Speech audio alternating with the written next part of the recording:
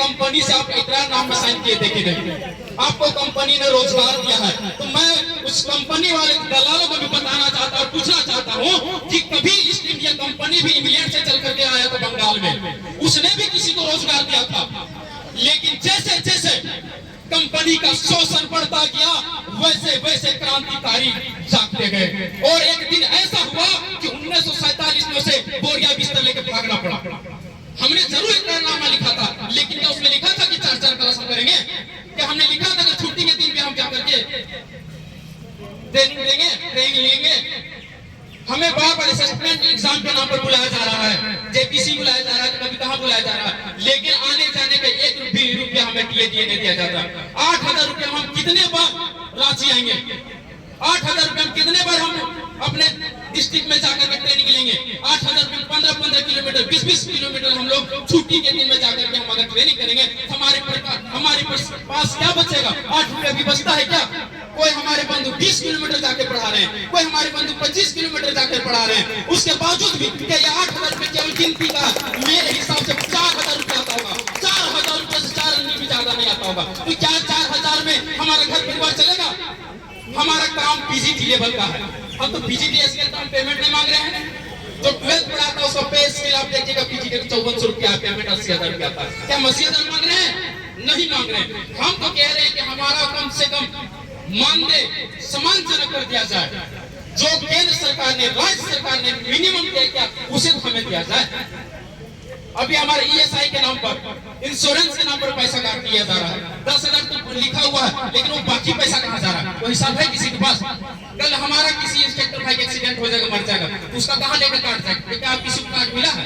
अगर हम ये बात को मांग रहे हैं तो क्या हम गलत कर रहे हैं? क्या हमारा अधिकार है कि नहीं मांगना? हम चाहे वो न्यायपालिका हो, कार्यपालिका हो या विधायिका हो, मैं बस अपने इंस्पेक्टर भाइयों की तरफ से एक ही बात कहना चाहता हूँ, आप खुद से संज्ञान लीजिए और सोचिए कि आपका एक दिन का पैकेज खर्चा 8,000 रुपया है और हमारा पूरा 8 परिवार को चलाने के लिए 8,000 रुपया दे रहे हैं। तो क्या 8,000 में हमारा परिवार चल सकता है? नहीं चल सकता है। दोस्तों, जो भी यहाँ तक बैठे हैं, मैं उसे बस यही कहना चाहूंगा, आसमां इतनी बुलंदी पे जो इतराता है, आसमां इतनी बुलंदी पे जो इतराता है, भूल जाता है जमीन पर ही नजर आता है। जिसे दूर हमें झुकाने का, हम उन्हें भी बताएंगे। और एक बात है कि जो सफर की शुरुआत करते हैं वो मंजिल भी पा लेते हैं। दोस्तों, हमने सफर की शुरुआत कर दिया। दोस्तों, हमने सफर की शुरुआत कर दिया है और मैं फिर कहना चाहूंगा, जो सफर की शुरुआत करते हैं वो मंजिल भी पा लेते हैं। बस चलने का हौसला रखना जरूरी है, क्योंकि अच्छे इंसानों का तो रास्ते भी इंतजार करते हैं, रास्ते भी इंतजार करते हैं। हमारा रास्ता निश्चित है, हमारा मंजिल निश्चित है। फिर संकल्प होकर के, निकोप होकर के, बेटक होकर के हमें बस इसी तरह से चट्टानी एकता को बनाए रखना है। अरे हम तो आज नहीं तो कल निकाले ही जाएंगे।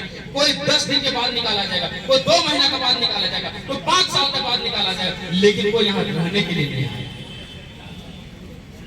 आपको हम रंगदारी में नहीं मांग रहे, हमको रंगदारी नहीं मांग रहे, ना ही हमको खैरात मांग रहे, हम अपना अधिकार मांग रहे। ना हम रंगदारी मांग रहे, ना खैरात मांग रहे, हम अपना अधिकार मांग रहे हैं और हम अपना अधिकार लेकर।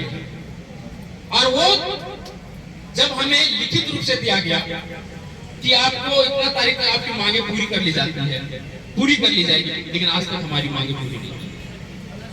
अभी भी कई इंस्ट्रक्टर दोस्तों को लेटर इशू किया जा रहा है ट्रेनिंग के लिए। तो क्या ये हमारे साथ इंसाफ हो रहा है? क्या ये हमारे जैसे पढ़े लिखे नौयुवाओं का भविष्य के साथ खेल नहीं हो रही है? आप सिटी गोल्ड का, रोल गोल्ड का दाम दीजिए और सोना चाहिएगा, कहां से होगा? 8,000 रुपया में टीचर खुद अपने बच्चा को नहीं कॉपी कलम ले दे सक रहा है, और 8,000 रुपया में चाहिएगा कि जाकर के हमारे बच्चे को पूरा कंप्यूटर में अपना टैलेंट बना दीजिए और स्पेस में भेजने के लिए तैयार कर दीजिए। हो पाएगा? कभी नहीं हो पाएगा। दोस्तों, हमारी मांग बिल्कुल जायज है।